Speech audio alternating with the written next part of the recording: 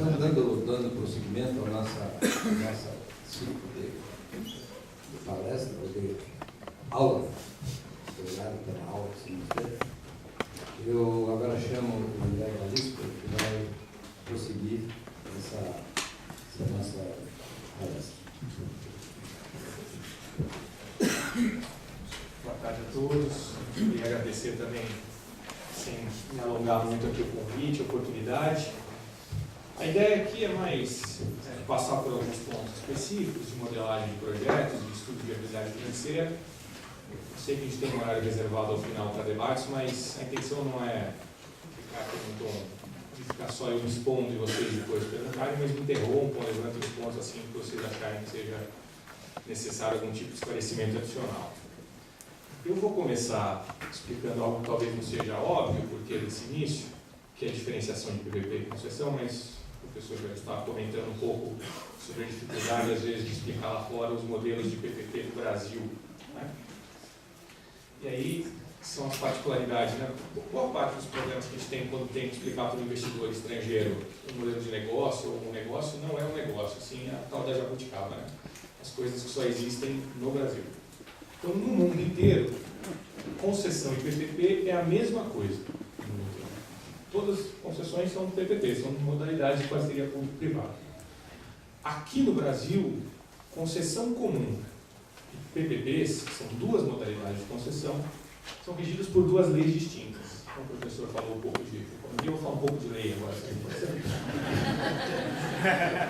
São regidas por duas leis distintas, a Lei 8987, de 95, e a Lei 1079, de 2004.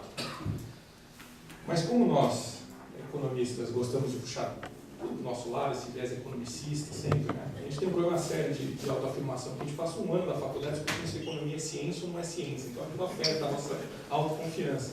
A gente não chega a uma conclusão no final, né? Então a gente gosta de puxar tudo para a causa econômica. A 8987/95, ele está no momento da conjuntura econômica brasileira que, ao se fazer concessão de serviços públicos, é impossível imaginar que o Estado ia fazer transferências de recursos para um parceiro privado ou para um concessionário, né? É o momento que o Estado brasileiro se encontra em uma dificuldade de escassez de recursos, né, no programa de ajustamento fiscal, inclusive pela questão do combate à inflação, naquele momento. E a intenção do programa de concessão é conceder ativos com capacidade de geração de caixa para transferência de recursos do privado para o público, né? É muito comum quando vem um investidor estrangeiro para cá, ele faz a seguinte pergunta: poxa, mas qual é o limite de perda que eu posso ter com esse projeto? Qual é o limite de stop loss? Ou seja, eu vou entrar, vou investir, quando é que o contrato para? Se eu tiver um nível de perda, qual é o que para o contrato? Isso não existe. Não existe. Mas como não existe? No mundo inteiro existe, aqui não existe. Porque neste momento, a intenção do Estado brasileiro não era conceder garantias de receita mínima ou coisas desse tipo. Era transferência de recursos do privado para o público. Então, em 95, a modalidade de concessão que existia era de concessão comum para projetos que tinham capacidade de geração de caixa, capacidade de geração de receita pela cobrança, pela utilização do serviço para o concessionário. Já a partir de 2004, a realidade é um pouco distinta, e aí já se passa a utilizar a PPP, como ela foi concebida, as PFIs, né, que são as PPP inglesas, né, de modalidade de financiamento do poder público, ou seja, o privado vai financiar o público, aí se inverte a coisa, né? O privado vai fazer investimentos e esses investimentos vão ser remunerados pelo poder público ao longo do tempo. Investimentos e serviços de operação, as duas coisas conjugadas sempre, né, pelo PPP. Mas existe uma transferência, um complemento de recursos pelo poder público pagando ao parceiro privado, né? Vamos passar aqui adiante, acho que fica mais claro os modelos, de novo uma visão bem economicista aqui, né? Basicamente, quando a gente começa a fazer um estudo de viabilidade para saber que tipo de concessão vai ser aquela concessão, se decidiu que é interessante, é vantajoso de fazer aquela transferência daquela prestação daquele serviço para o parceiro privado, para o concessionário privado, a modalidade dessa concessão vai ser basicamente definida por critérios econômico-financeiros.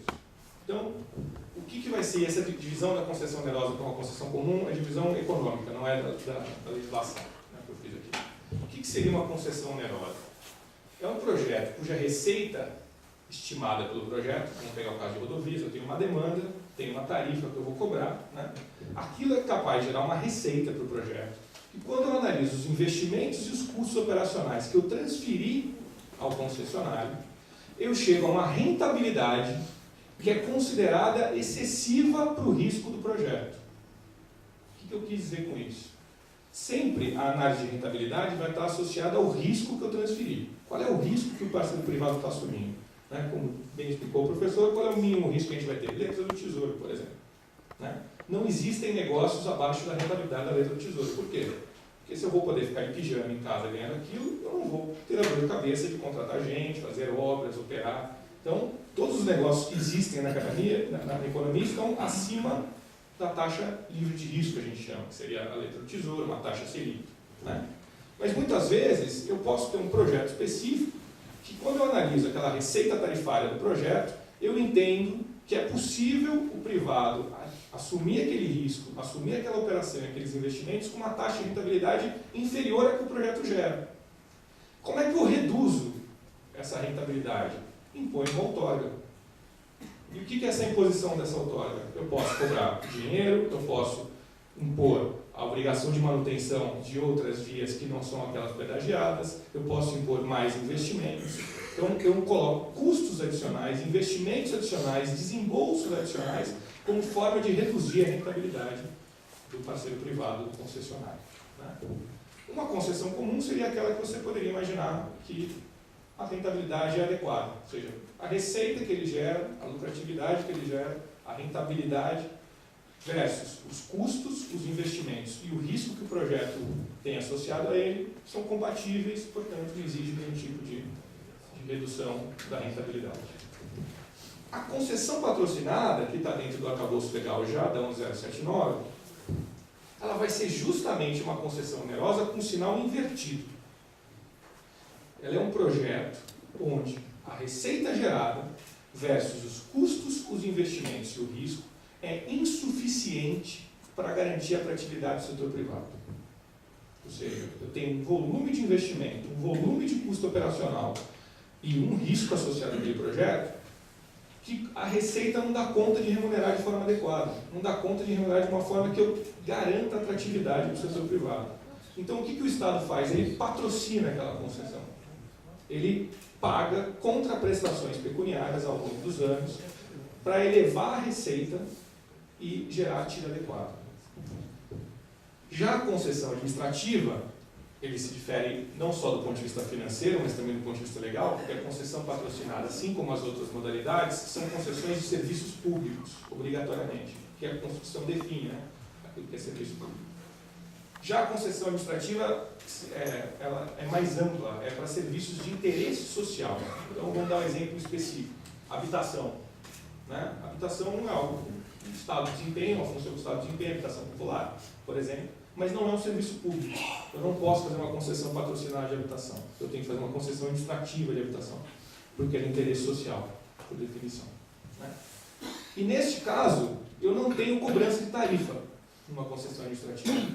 Toda a remuneração que vem da concessão administrativa vem do pagamento do poder público. Não existe uma cobrança do usuário, existe só o pagamento do poder público. Depois a gente vai passar para os exemplos de cada uma delas, acho que vai ficar um pouco mais claro. Mas por que eu estou abrindo esse leque aqui? Para a gente entender como é importante o estudo de viabilidade do projeto. Né? O estudo de viabilidade é que vai predeterminar qual dessas modalidades vão ser aplicadas para a concessão que a gente deseja fazer. E, além disso, tem diferenças fundamentais na forma, na metodologia de como eu vou conceber esse estudo de viabilidade. Enquanto nos projetos de concessão, a pergunta que eu faço para o modelo financeiro é: qual é a taxa interna de retorno, qual é a rentabilidade que esse projeto gera? Ou seja, eu coloco lá os investimentos, que são as saídas do fluxo de caixa, durante a fase de implantação, e depois, até se tiver, os custos operacionais, as receitas, e pergunto ao modelo: qual é a rentabilidade que esse projeto está? E aí eu vou descobrir se eu quero calibrar aquela rentabilidade, baixando ou subindo ela. Já numa concessão administrativa eu não tenho receita. Eu preciso colocar os investimentos, os custos operacionais, arbitrar uma rentabilidade e perguntar para o modelo qual é o nível de receita que esse concessionário precisa. Para a gente ver a importância da questão da rentabilidade e do estudo de viabilidade. Mas vamos passar para